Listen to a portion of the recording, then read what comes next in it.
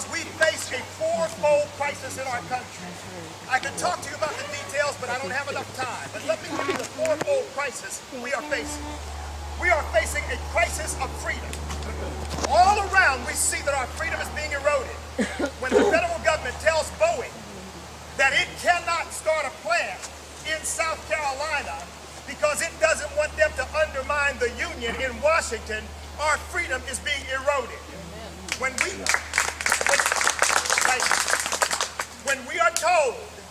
we are told that the EPA should have control over our property rights and that they want to declare that the air we breathe in effect to be illegal, what we breathe out to be illegal, our freedom is under attack. And when we are told that unions ought to be able to form without a secret ballot, without us having the right to determine without anybody knowing whether we want a union or not, our freedom is under attack. We have a crisis of freedom in our country. We have a constitutional crisis in our country. We have an administration that I call the lawless administration. For the first time in our history, we have a president who declares, "I will not defend DOMA." It is lawfully passed legislation signed by a Democrat president, but now we have a president who says, "I don't care, I won't enforce it." A president who says, "I won't enforce the Voting Rights Act against white people." It was not written for white people. I thought, according to John Adams, we're a nation of laws and not of men.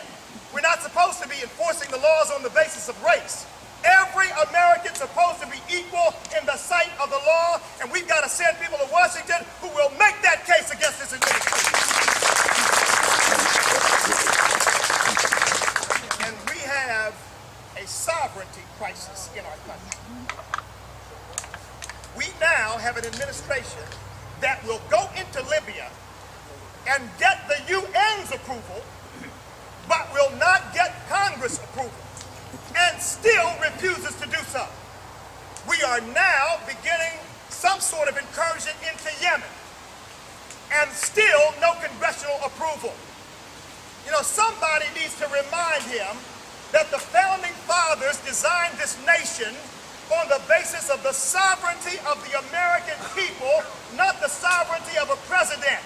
He is President Obama, not King Obama, and we need to get that message across today.